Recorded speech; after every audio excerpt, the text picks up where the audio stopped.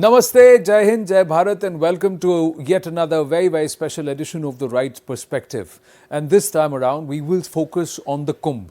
The Maha Kumbh 2025 is truly Maha because of various aspects. The core thread, at least what we would like to speak about, is not the presence of 66 crore people, not the organization, not all of that, but the fact that it was largely peaceful. The fact that this conglomeration, confluence of humanity at the confluence of three great rivers is perhaps a message to all of humanity that people, if they follow the spiritual path, they can be peaceful. Things can be peaceful, and amidst all the noise, you can find calm. But is there a larger message too? Is the message that Sanatan safe hai?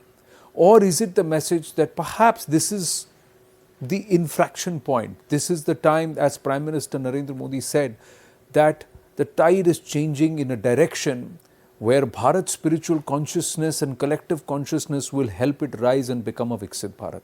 Let's try and get everybody's perspective. Our guests who have all been at Kumbh, who have experienced and their own perspectives of how they see Maha Kumbh 2025 and the effects of it. Swami Mitrananda, spiritual mentor, resident spiritual mentor at Chinmaya Mission Chennai, is joining us.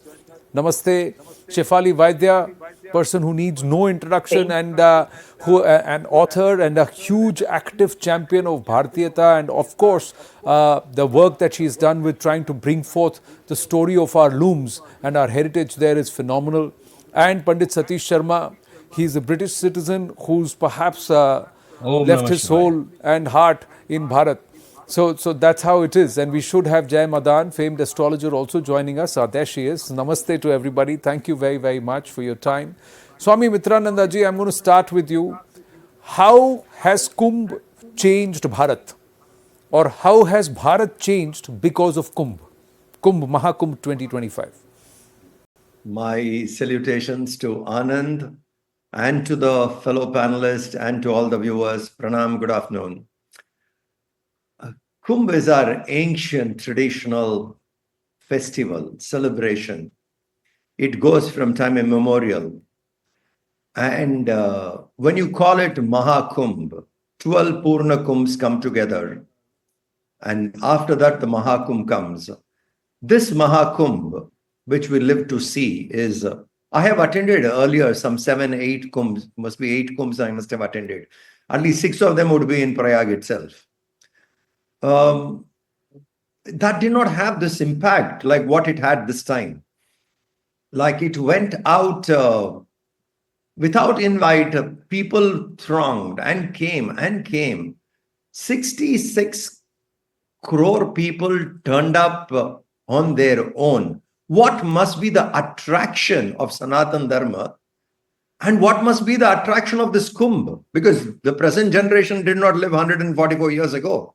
So it's not people inviting, it is the strength of that very Kumbh which gathered people. And I was there this time for 16 days in 3 occasions. I was there on the first day as well as I was there on the last day. The way in which people came stunned. So 66% of people turned up shows the strength and a common goal. When we all gather for a common goal, that is our strength. And this strength can be channelized. I think the strength of people, the faith in which people turned up there, now will only march forward. So it's a time where Bharat has gathered, harnessed itself together, and we will definitely take this forward because this kind of a gathering one has never seen even earlier in Bharat. Even earlier, all the records, if you look, at Kumbh, it was only Bharat, or all over the world, if you see, the highest gathering was always in Kumbh. But nothing matched to 60 plus crore. So I think the Sanatani forces have come together. The coming era is ours because we were down for 1,000 years. Like the Prime Minister said in Ram Janmabhoomi, next 1,000 years should be our time.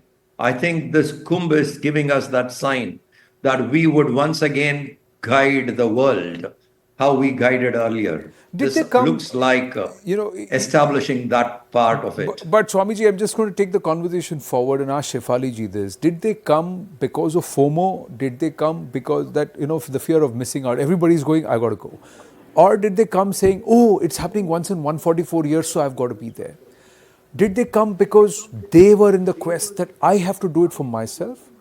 Or did they come because it's a collective consciousness? I have to do it because this is what Bharat is. Shefali ji, I'll just add a bit and then Shefali can continue on this. Shefali ji, just a minute. Anand, this is a very natural attraction. It is the power of the Kumbh. That's why I said I have attended earlier Kumbhs. It's definitely not FOMO. How can it be FOMO? How can man create something this powerful? It's a very natural, phenomenal attraction. Public could not resist. Devotees could not resist. It was irresistible. Maybe there were difficulties. Stampedes happened here or there in Delhi as well as in Kumbh. Traffic jams, but it was irresistible. People were coming. That was the power of the Kumbh by itself. It is not a man-made FOMO. It's not man-made. Yeah, Shefali, FOMO. please continue. Yes, Shefali ji. Okay, I will disagree a little bit with Swamiji here because 66 crore and I'm sure there were 66 crore reasons. Some people, I'm sure they went initially because of FOMO. I know for a fact a few people who went there only because of FOMO. But when I spoke to them afterwards, and these are my friends, my relatives, even some of them. But when they came back transformed. So even if they'd gone for FOMO or gone because the media was hyping it so much as once in a 144 years event, but when they came back, they were changed people. They had somehow imbibed the ancient spirit of their ancestors, and that is what I found most amazing at the Kumbh that day when I was in the Sangam waters in the Ganga taking a bath, and all around me there was a sea of humanity who were doing the same thing, who were offering arghya to the sun, who were chanting the Gayatri, the same mantra in the same language, in the same intonation that their own ancestors would have chanted, that our people would have chanted for thousands of years. And that sense of continuity, that sense of civilizational oneness, it's incredible that it is still alive. Anand, you tell me where else it is alive in the world. Where else can people say that I am participating in this ritual, which maybe 1,500 years ago, my great grandfather may have participated? Which other culture in the world has this kind of civilizational continuity? Which has this kind of eternity, which has this kind of, without beginning, without end, the true Sanatana ethos, just like the Ganga. And just like the water of the Ganga does never remains the same, it keeps flowing. So does Sanatana Dharma. It is at once Sanatan, it is at once Puratan, and at once Nitya Nutan. And you saw that in the eyes of every person who was taking a Sangam Snan in Prayag. Everyone I met, even the foreigners. Not just the Indians. I spoke to some Mexican people, I spoke to some Brazilians, I spoke to many people from South America actually. And they all said the same thing. For that moment, for that time, they were a part of the Sanatana Dharma. And that I think was the true essence of the Kumbh. It doesn't matter why they came. Maybe they came just to make reels. I don't know. But when they took the bath, when they participated in the rituals, when they saw the bhakti of other people, everybody got transformed. That much I can tell you. So the civilizational pattern perhaps was reset and the transformation happened inadvertently Exactly. or consciously, but it did. Whatever it is, it Yes, brought them it there did. and Yes. then they went back changed. That is Shefali Vaidyaji's take. Yes. Jai Madanji, what's your take before we bring in Pandit Satish Sharma? Good afternoon, everyone. I visited Maha Kumbh myself, and I realized being there that it was something where your sensitivity was so high that even being privileged was also troublesome because you could see the pain other people are going through. Things were comfortable for few. God was kind, I was one of them. But it still made you feel the empathetic way like you feel for others. And at one point of time, when you're into that whole phase, there's no religion. Of course, it's one feeling of being transformed. We are kind to be in the wave of Sanatan and experiencing it. But there were so many foreigners. I also met a few Muslim friends of mine, and it was so beautiful to see everybody in the same wave without talking about a particular god or a religion, but to be in the wave. So it was not just Sanatan, I would like to say, it was very secular. It was very beautiful. And that's the right transformation I was expecting all of us to feel, because it was about, your inner and your outer consciousness becoming one. And it was thrilling, the way people were helping each other on the road crossing by. So just like we all can watch cricket match from different diversities and feel the same wave, it was spiritually very enlightening. At night, people were eating together, sitting together, helping each other, walking in the same sensitivity. So it is as if, some divine consciousness and power was out there to pull human beings into a different dimension. And the journey, I think, started very much from the COVID time only, when there is a whole urge in youth to be more closer to their inner self, more introspection has started happening. And I think Kumbh just took the whole wave to the peak of it. After this, I feel there's no stopping or looking back from here. I could see more youth, kids, like little young kids with the same zeal, zest, asking questions, being in the moment, which is like transforming the whole generation for next maybe 50 or 70 more years. So it was, I still can't get over with the experience I've experienced. And I think it has enriched me for my lifetime. And I can sure people who've spent more time were luckier and had a beautiful experience that will change them forever and must have also. Well, it is, at least personally, if I may speak of my experience, Panditji, as I come across to you, it was like I had a few monkeys off my shoulder. I don't know why they were sitting, where they were sitting, but I just felt lighter. It just felt, not just physically, but I think spiritually one felt lighter soon after you got into the rivers and you came out. And then you didn't want to come out. A lot of them felt that they just wanted to go with the flow. They just wanted to go there. They just wanted to not come back. But it's just magical that those rivers don't know religion. Those rivers don't know different panths. Those rivers don't, those waters don't know faith. They quench the thirst of anyone who drinks it. It's like that. Non biased. Yeah, they are, absolutely. And that's why, there is this divine consciousness that brings us all together. Panditji, how did you feel? And let's take the conversation forward with you, and I'll ask you to take it forward, saying, how is it that we can use this to channelize these energies, this divine consciousness for the betterment of Bharat? How do we Jai how Shri will it Ram take us and forward? Har Har Mahadev to everybody. I have never felt so proud to be and so privileged to be born in this tradition and to have the opportunity. This is my third Kumbh. Our tradition is the tradition which sometime in prehistory sent out an invitation to the world, saying it doesn't matter who you are, it doesn't matter how many of you there are, come and join us in a shared experience of humanity. And that invitation is still resonating through the millennia. And just on that note, I have to bow my head and express my namans to Yogiji, Chief Minister Yogiji, and his team. This was an incredible event. Just the logistics of it defy our capacity to process and plan these things. And that brought to my mind that this could only be, it was a celebration of dharmic samskar. I went to Kashi afterwards and beforehand, and I watched the lines of tens of thousands of people just patiently and with real good nature and good humility and a sense of shared samskar to look after everyone and to make sure that everybody had darshan. Now, we could not see this from any other tradition. And if those traditions claim that they could do it, I would love to see them put it on at the Vatican or in Mecca or somewhere like that. Send out an invitation to the whole world and we will look after you as human beings. So immense, immense pride. There was one thing that really struck me, though, and that was that it reminded us in our tradition, we are a rishi culture. We are concerned with what we are, not who we are. And what we saw was 67 crore people come to the banks and leave with their shoes their identity. Whatever was rattling around in their heads, they left it behind with their shoes and went in, and for a few moments, everybody who was bathing is only experiencing what they are. And in that shared humanity, we suddenly send out a message.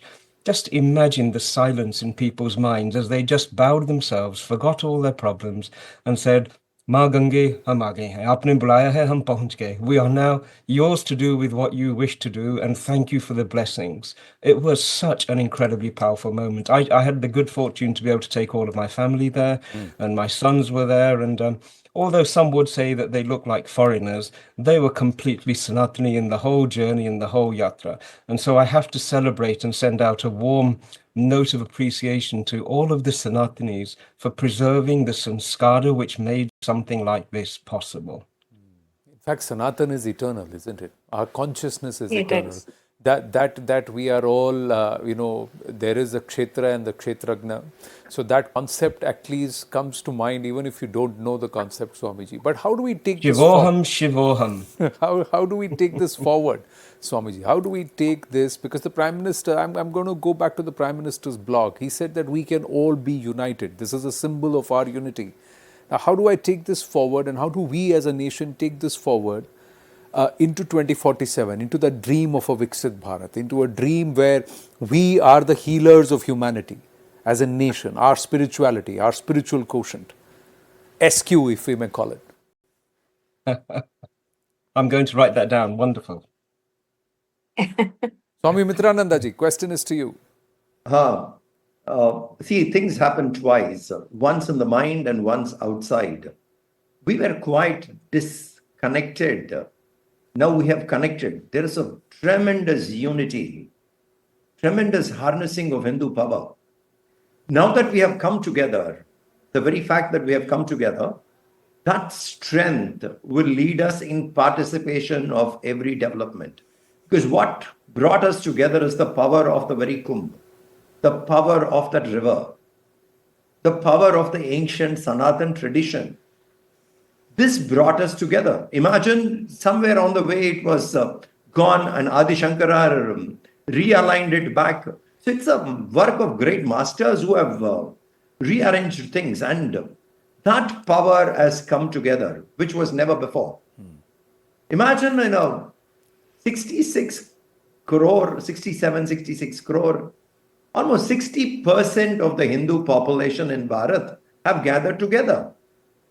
Now, once you have the strength together, whichever direction is pointed out, that strength will go together. Bringing people together is the first job. Maha Kumbh has done it.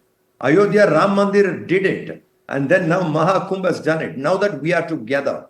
And one more thing about this is that 66 crore people who came there were smiling, were extremely happy. The fact that they're walking 20 kilometers, some people 30 kilometers, but they didn't lose their smile. The joy and the camaraderie, the friendship, what people did together, how helpful each one was. I was stuck once on my way to Ayodhya in a traffic jam for 6 hours. The villagers by themselves come out and cook food. Someone is making kheer, someone is making roti, someone is making rice. And they literally force you to eat. Yeah. One family, Vasudeva Kutumbakam. And for the villagers, it is very simple. You are coming to worship our Lord, you are passing through our village, we will look after you. Atiti Devo Bhava. So these are the great values. So Sanatan awakening, from here it will take over, because now we are together. We were disconnected, not united. We didn't have a common goal. I think the very fact that we have come together in this large number, it's a great awakening, and any direction given, we will forward. And the direction Prime Minister has said very clearly, developed India.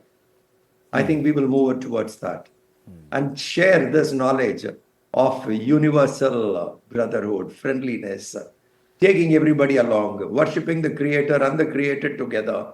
I think these values of Sanatan will spread across the world once again. True, that feeling, Jai Madanji, that there is so much noise all around, but you just get into the water and there is stillness. So how do I remain still within, despite all the noise around? And that stillness guides me. That stillness continues to stay with me. Now, this is something that we as a nation have to have, this consciousness, this awareness that there is so much that's happening all across the world, but we as a nation continue to hold that stillness. You think we can do it? Did you feel that? So let's understand that what was the magical experience when we could all take a dip in Sangam, or some people just good at ghats also. So the relevance of Mahakumbh is merging of three rivers, but it also merging of your Ida, Pingla, and your Sushmana. So it's just like you're tired after the day's work and you can't just walk anymore. And suddenly you get a pot of water to put your feet in. How relieved you'll feel. So that was the similar experience when your energies merged with the universal energies and you felt better. So I think India as a nation has always been ahead in matters of spirituality and awareness, mindfulness. We have done it by putting yoga into existence all over across and made it like a wave.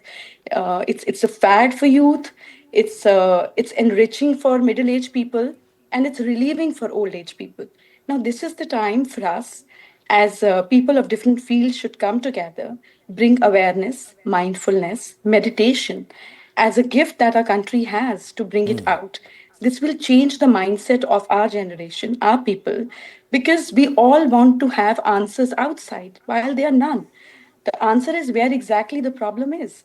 So it's right time for us to take it forward where we can go towards the internal journey, the journey within.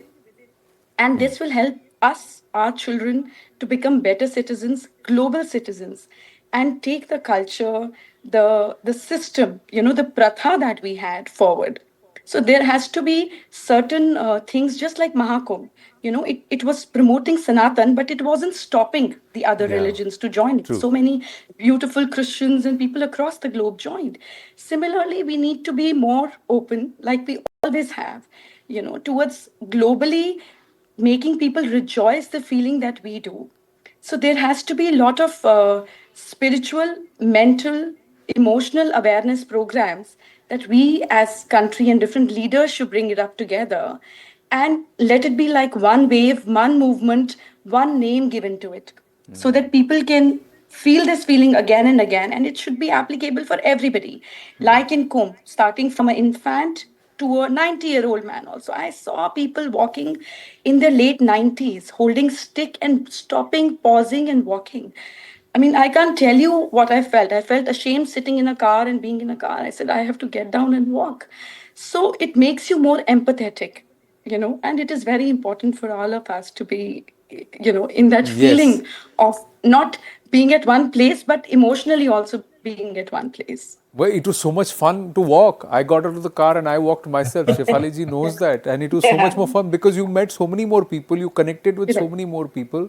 And there So was true. somebody who offered me a ride on a bike. There were others who were just talking. Most of them were just chanting. They were all there in their own thing and they were all humming and they were all going in that same direction and saying, सबको जाना एक ही तरफ है. आप थोड़ा जल्दी जाएंगे, हम थोड़ा आराम से आएंगे. No problem. That was amazing, Shefali ji. And Pandit ji, before I come to you, Yeah, Shefali ji, absolutely. Yes. so can we then go to the world and tell the world, see, this is the example, this is who we are, we'll heal you, we'll heal humanity. Make that our biggest, power. I won't even say power, perhaps our biggest USP. And somewhere then also it has to translate within us as a people. How do we percolate that within us? See, That within us is the easier thing. I saw that there were millions and millions of people in the Kumbh. No one asked you what was your language. No one asked you what was your social position in life. No one asked you what caste you were. You were simply Ma Ganga's children when you were taking a bath.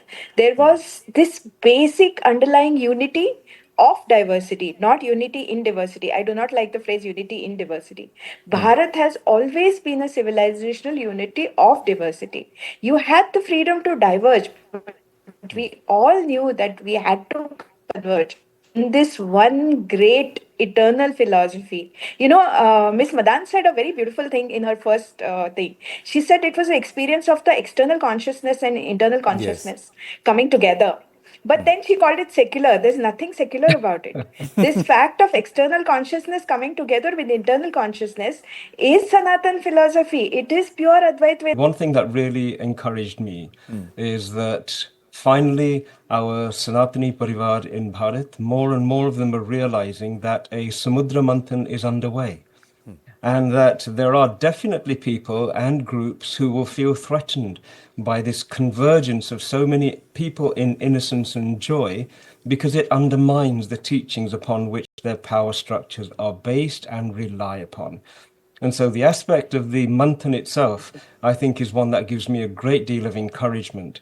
You know, we have to simplify the world. There is an awful lot of mental noise that's been going on. And for a long period of time, people have been enslaved by their thoughts. And one thing that the event in the Kumbh does is it helps us go beyond all of those thoughts. Now, that message needs to go out. There will be challenges to it, and I'm sure the challenges will continue. There will be critics lining up to scrutinize and to poke and to prod and to find some sort of flaw within it. But all of their efforts fall into insignificance when enough people who understand Sanatan Dharma come together in harmony and peace, but with strength of their convictions. We will have to proceed with a lot of people, with more people than ever before, but also recognizing that we're proceeding despite many people. And the key for us will be, how do we stay who we are whilst challenging those who perhaps feel frightened by who we are? But Swami Mitrananda ji, will it be forgotten? A lot of people seem to have forgotten COVID. So will this also be forgotten? Oh, it was an event. I was there. I did it. I struggled to get there. I've got back. Now what? Let's move on. So the residue is gone. No, the human mind forgets and gets distracted. But an experience of this intensity, like someone so beautifully said, the water flowing, but you are still inside, the stillness and the movement. You know, those are very powerful experiences. This intensity would not be forgotten easily. Right. If it's something superficial, it would get distracted. Walking as one family, and everybody felt so safe. I'm sure the women nowhere else on earth would have felt more safer than in Kumbh. So it's a very lovely, spiritually uplifting experience. That with that intensity, I don't think people will forget it. Amazing conversation, paucity of time. That was always the case. At Kumbh, there was no limit to time. But otherwise, here it is. Thank you so much. Thank you so much. Thank you.